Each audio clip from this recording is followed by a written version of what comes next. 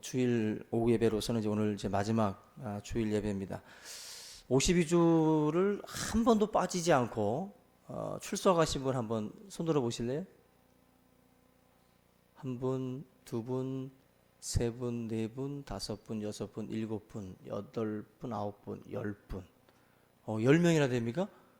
11조인 거예요? 11조? 10분. 우리가 52주를 다 지킨다라는 게 그게 참 녹록지가 않죠. 여러 가지 또 불가항력적인 또 일들이 또 벌어질 때도 있고 힘든데, 그래도 여러분들 이렇게 52주를 꽉 채우신 분들은 모든 영광 하나님께입니다. 자기의 건강 때문이라고 생각하지 마세요. 하나님의 은혜인 줄로 믿습니다. 우리가 이 마지막 주일인 만큼 여기까지 우리 도우신 하나님 앞에 다시 한번 우리가 영광을 돌리는 그런 귀한 시간이 되시길 바랍니다. 그 다사다난했던 한 해였는데 해마다 뭐 전염병 또 여러 가지 사건 사고가 벌어지기 때문에 사실 하루하루 우리가 지나가는 거, 그리고 마지막 주일에 우리가 이렇게 또 같은 모습으로 건강한 모습으로 볼 수 있는 것도 감사의 조건입니다. 그리고 항상 우리가 매주마다 이렇게 만나니까 우리가 그걸 당연하게 여길 때가 많지만 매주 만나는 게 은혜예요. 매주 만나는 게 우리가 항상 하나님 앞에 감사하는 그런 한 해가 되시고, 2016년도 여러분들이 주님의 그런 그 축복 가운데에서 새로운 계획들 또 꿈들을 펼쳐 나갈 수 있길 바랍니다. 사실 별 재주도 또 우리 능력도 없는 우리가 지금까지 이렇게 견고하게 또 이렇게 건재한 것은 누구 때문이 아니라 바로 하나님의 은혜입니다. 어떤 분들은 내가 올 한 해 혼자 아파하고 혼자 씨름하고 혼자서 이리 뛰고 저리 뛰었는데 뭘 하나님의 은혜냐, 나 혼자 고생했고 나 혼자 뛰었는데. 아닙니다. 우리가 그 모래 위에 발자국 이야기처럼 나 혼자 뛴 것 같지만 그 발자국은 문수를 한번 재보면 내 문수가 아니에요. 주님 발자국입니다. 주님이 우리를 위해서 뛰신 한 해예요. 뛰신 한 해. 분주하죠. 마치 자녀들을 위해서 부모님들이 분주하게 뛰어다니는 것처럼 자녀들은 한 해 한 해 그냥 자기가 살아온 것처럼 느껴지지만 뒤에 보이지 않게 부모님들의 그 백조의 그 헤엄치는 그 발처럼 부모님들이 어마어마하게 뛰어다니는 거거든요. 마찬가지로 하나님의 은혜가 여기까지 우리를 이르게 하신 줄로 믿으시길 바랍니다. 오늘 여러분들이 말씀을 통해서 그리고 믿음을 가지고 하나님이 여기까지 도우셨으니까 앞으로도 도우실 것이다. 그래서 우리가 우리의 삶에 잘 될 거야 라는 말은 믿음의 말인 줄로 믿습니다. 잘 될 거야. 우리의 삶에 언제나 하나님께서 함께 하실 줄로 믿으시기 바라고요.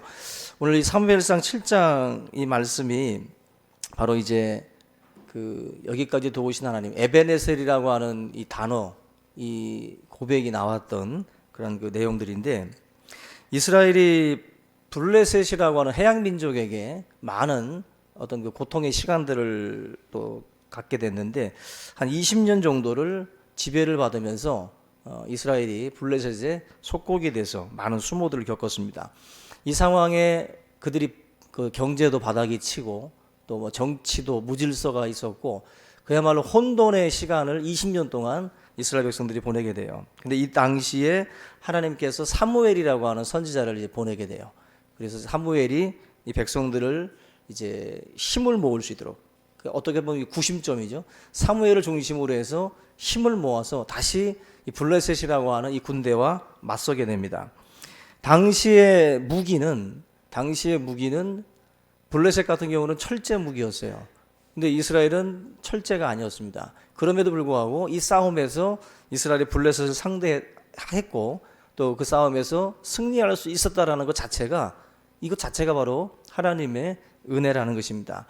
칼로 서로 찌르고 하던 그 시절에 철을 가지고 있는 민족과 동이나 아니면은 이런 나무라든지 돌이라든지 이런 걸 가지고 싸우는 그 상대와 싸우게 되면 확실히 지금도 무기 어떤 그런 그 군사력 자체가 승패를 좌우하는 것처럼 이 시대도 마찬가지입니다. 그런데 블레셋이라고 하는 이 강대국을 바로 이 사무엘을 중심으로 한 이스라엘 이 민족이 물리치게 되고 승리를 맛보게 된다. 불가능한 싸움이지만 승리했다. 이것은 결국 하나님의 도우심이라 하는 것입니다. 그래서 12절 말씀에 사무엘이 돌을 취해서 이제 고백을 하죠. 여기까지 우리를 도우셨다. 에베네셀. 유명한 그 말인데 항상 한 해를 마무리하면 저나 여러분들은 항상 이 에베네셀이라고 하는 고백을 드려야 돼요. 여기까지입니다. 여기까지 도우셨어요. 이 말은 좀 더 미래적으로 보면 여기까지 도우신 하나님이 앞으로도 도우실 것이다라고 하는 믿음의 고백이에요. 믿음의 고백. 그래서 우리 성도님들의 삶을 하나님 앞에 맡기고 믿음 가운데에서 또 올 한 해도 마무리 잘 하시고 또 2016년도 출발할 수 있기를 주의 이름으로 부탁을 드립니다. 그 승리한 그 지점에다가 승리의 기념비를 세운다라는 것은 굉장히 중요해요. 우리가 제가 그 간증이라고 하는 것을 말씀을 드린 것처럼 기념비라는 것은 간증이거든요. 여기서 우리가 승리했고 여기까지 하나님이 도우셨다라고 하는 증표로 기념비를 세웠어요. 마찬가지로 여러분들도 삶에 언제나 그런 기념하는 하나님이 도우셨다라고 하는 기념을 하셔야 돼요. 그 고백을 하셔야 된다고. 간증이라고 하는 것 자체가 그렇게 보면은 계속 한 해 한 해 이 승리의 기념비가 세워져야 할 줄로 믿습니다. 연말 되면 기념비를 세우지. 집에 비석을 많이 세우세요. 이렇게 패를 만들듯이 한 해 한 해 교회가 여러분들을 드리지 않더라도 본인 스스로가 이렇게 기념비적인 한 해 한 해 하나님께서 도우신 부분을 같이 고백하고 같이 감사하는 승리의 기념비를 찍어 나가는 것 자체가 굉장히 의미가 있어요. 결국 이러한 것들을 왜 세우냐면은 기념비는 후대를 위한 겁니다. 후대를 위해서 이 자리에 승리의 기념비를 세우는 거예요. 후대가 없으면 기념비를 세울 이유가 없죠. 여러분들의 삶에 자녀들이 있고 이제 이 후손들이 있다면 이 승리의 기념비를 확실하게 세워서 에베네셀 하나님에 대해서 고백하는 그런 시간들을 가지셔야 할 줄로 믿습니다. 그래서 우리 할아버지를 만나고 이렇게 부모님들을 만나면 그런 사건들을 이야기해 줄 수 있어야 돼요. 내 생애에 어떠한 해에 이러이러한 일들이 있었는데 하나님께서 승리의 기념비를 세우게 하셨다. 그런 간증들이 있어야 돼요. 바로 그것을 지금 사무엘이 행하고 있는 것입니다. 그런데 이것을 아셔야 되는 게 에베네셀은 원래 승리의 장소가 아니에요. 20년 전에는 에베네셀은 실패의 자리고 에베네셀은 결국 그 모든 그 전쟁에서 국권이라고 할 수 있는 그러한 언약궤를 뺏긴 그 시간이에요. 20년 전 에베네셀은 그야말로 이스라엘에게서는 치욕적인 날입니다. 치욕적인 장소고. 근데 그 치욕적인 그 장소에서 바로 하나님이 승리를 주셨고 거기에 그 실패의 자리에다가 승리의 기념비를 올리게 하셨어요. 굉장히 중요한 의미가 있죠. 우리가 잘 아는 홈리와 비느하스가 바로 이 에베네셀에서 죽어요. 홈리와 비느하스가. 그러니까 그야말로 에베네셀은 이스라엘 백성들이 생각할 때 비극의 장소예요. 그 장소는 정말 가기도 싫고 보기도 싫은 장소고 너무나도 가슴 아픈 사연들이 있는 장소라고요. 근데 이 장소에 사무엘 때에 그 장소가 완전히 다른 장소가 되어버리는 거예요. 그 장소에 승리의 깃발을 하나님께서 꽂게 하셨다라는 것입니다. 십자가, 골고다 언덕의 그 십자가는 수치의 장소예요. 근데 그 수치의 그 자리에 부활의 영광의 꽃이 핍니다. 한마디로 예수 그리스도의 이 죽으심이 에베네셀, 20년 전 에베네셀이라면 십자가의 사건이 부활의 영광은 바로 승리의 기념비를 세운 에베네셀이에요. 바로 하나님께서 함께 하실 때에 그런 사망에서 생명으로 옮겨가는 역사들이 일어났던 것처럼 저와 여러분들의 삶에도 실패의 자리가 있어요. 에베네셀이라고 하는 그 자리가 있는데 그 에베네셀이라고 하는 그 자리가 결국 승리의 자리로 바뀔 수 있다라고 하는 것을 이 사무엘상 7장이 우리에게 말씀을 해주고 있는 겁니다. 시간적으로나 또 장소적으로 여기까지 또 지금까지 하나님께서 도우셨다라는 건데, 결국 이 장소는 그야말로 참담한 장소였지만 하나님께서 승리로 바꾸어 주셨다. 오늘 저와 여러분들이 이 본문 말씀에 특별히 좀 지나가서 14절 말씀 보시면요, 그 에베네셀 이후에 그 내용인데, 블레셋 사람들이 이스라엘에게서 빼앗았던 성읍이 에그론부터 가드까지 이스라엘에게 회복되니 이스라엘이 그 사방 지역을 블레셋 사람들의 손에서 도로 찾았고 또 이스라엘과 아모리 사람 사이에 평화가 있었더라. 이전에 에그론부터 가드라고 하는 이 지역은 비옥한 땅이에요. 예루살렘에서 미스바까지는 사막지대인데 이 에글론과 가드는 곡창지대입니다. 굉장히 비옥한 땅이에요. 근데 이 지역을 블레셋에 빼앗겼던 거예요. 20년 전에. 근데 에베네셀이라고 이제 미스바에서 이제 이 이스라엘 백성들이 이 승리의 기념비를 이제 세우고 하나님 앞에 영광을 돌리고 난 이후에 바로 더 나아가는 거죠. 여기까지 도우셨는데 그 고백은 제가 믿음의 고백이라고 그랬어요. 앞으로도 도우실 것이다. 근데 결국 앞으로도 도우셔가지고 에그론과 가드라고 하는 곡창 지역까지 더 뻗어나가게 되는 거예요. 이게 우리가 하나님 앞에 이 순간을 감사하고 여기까지 도우신 하나님을 찬양하면 그 고백이 지금 이것으로 끝나는 게 아니라는 거예요. 앞으로 에그론과 가드라고 하는 이 지역을 넘어가는 그러한 그 싸움에서도 하나님이 승리를 주신다라는 것입니다. 저 여러분들이 올 한 해에 이러한 그 실패의 자리가 있다면, 이 에베네셀처럼 실패의 자리가 있다면 하나님 앞에 우리가 다시 이런 새로운 에베네셀의 장소로 바뀔 수 있다. 슬픔이 변하여 기쁨이 된다.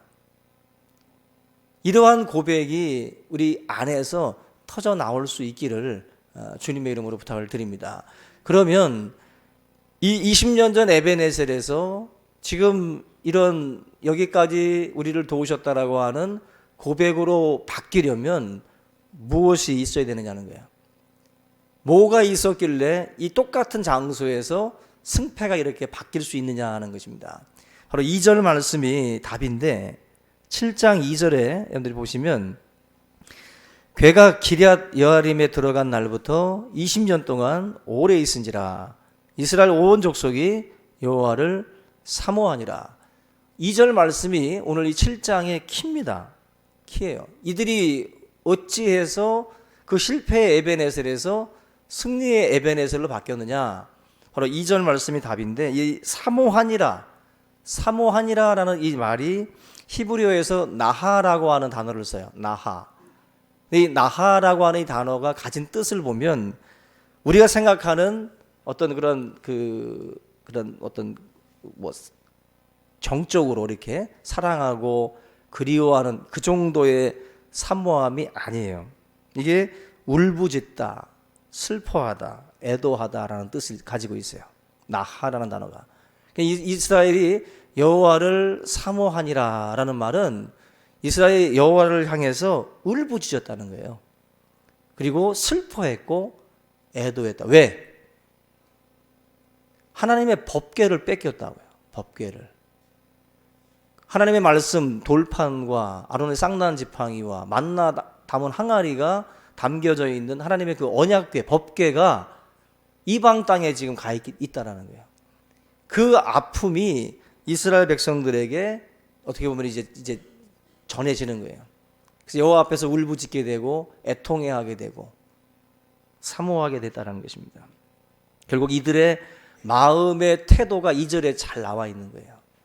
실패했던 에베네셀이 승리의 장소로 바뀌게 된 이유가 바로 여기에 있는 거예요. 그러니까 나하라고 하는 이 단어는 회개와 또 이런 그 부르짖음, 그걸 다 포함한 거예요. 이 두 가지 뜻이 있어요. 그만큼 이스라엘 백성들이 하나님 앞에 회개하고 부르짖고 간구하니까 그 실패의 자리가 바뀐다는 거예요. 승리의 에베네셀로. 우리가 울어야 할 때 울어야 됩니다. 고통스러운 현실이나 해결하기는 어려운 이런 문제, 우리가 이런 그 자신을 어떻게 보면 돌아보는 시간이거든요. 실패의 자리는 자신을 돌아보는 자리예요. 근데 그 자신을 돌아보게 하는 그 자리, 거기서 죄를 깨닫게 되고 거기서 하나님을 찾게 된다면 그건 유익한 거예요. 시편 119편 71절에 내게 고난당하는 것이 유익이라 말씀합니다. 내가 고난당하기 전에는 주의 윤례를 알지 못했다 그랬어요. 근데 고난을 당하고 난 뒤에 내가 주의 윤례를 배웠나이다. 하나님의 말씀을 그때 가서야 이제야 알게 됐다. 그래서 고난당한 것이 내게 유익이다라고 말씀을 합니다. 결국 이스라엘 백성들도 블레셋에게 패했지만 패하고 난 그 에베네셀이라고 하는 그 자리가 가슴 아픈 자리지만 그 자리가 있었기 때문에 뭘 깨닫게 돼요? 하나님을 더 알게 되고 주의 윤례를 깨닫게 되는 거예요. 고난은 그렇게 우리가 받아들이고 그렇게 생각하면 우리 자신에게 큰 유익이 있습니다. 바로 이 에베네셀이라고 하는 이 자리, 결국 자기 자신이 얼마나 지금 비참하고 자기들이 얼마나 지금 하나님 앞에서 이탈되어 있는지를 이들이 만약에 모르고 울부짖음이 없었다면 계속 실패하는 거예요. 계속. 근데 지금 본문 말씀에 3절, 4절 말씀 보면은 그들이 뭘 하고 있어요? 이방신들 제거하고 다 쓰레기들 청소하고 있잖아요. 자기들이 지금까지 저질렀던 그 죄들을 정리 작업을 해요. 3절과 4절에서. 만약에 부르짖기만 하고 이런 정리 작업이 없다면 거짓된 회개죠. 회개는 유턴이에요. 유턴. 우리 복음성가 팀 중에도 유턴이 있어요. 유턴. 회개는 가던 길에서 돌아오는 거예요. 탕자가 나갔다가 돌아오듯이 돌아가는 거예요. 이스라엘 백성들이 지금 3절과 4절을 보게 되면 하나님을 떠나서 행했던 수많은 우상 숭배가 있어요. 그걸 다 다시 제거합니다.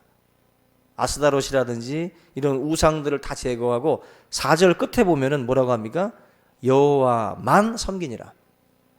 여호와만 섬기니라. 오직 예수라고 하는 이 모토처럼 여호와만 섬긴다는 거예요. 어떤 것들도 끼어들면 안 된다는 거예요. 그러니까 여러분들이 삶 가운데에 승리의 깃발을 꽂는다라는 것은 그냥 되지 않습니다. 하나님 앞에 철저하게 회개하셔야 돼요. 하나님 앞에 엎드려야 된다고. 부르짖어야 된다고. 그래야 여러분들의 삶의 회복이라는 것이 있습니다. 여기 3절에도 보시면 똑같은 말이에요. 사무엘이 이스라엘 온 족속에게 말하 이르되 만일 너희가 전심으로 여호와께 돌아오려거든 이방 신들과 아스타롯을 너희 중에서 제거하고 너희 마음을 여호와께로 향하여 그만을 섬기라.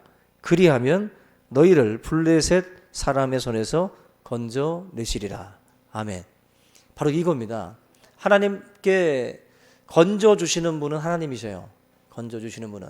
그 건져주심은 결국 이러한 우리들의 철저한 회개와 정리를 통해서 이루어지는 거예요. 회개와 정리를 통해서. 아무쪼록 저와 여러분들이 이 에베네셀의 어떤 이 은혜, 결국 그냥 오는 게 아니다라는 거죠. 그냥 오는 게 아니라 바로 철저한 회개하는 그 심령을 통해서 하나님께서 역사하십니다. 하나님의 손이 짧아서 구원치 못하심이 아니라 그랬어요.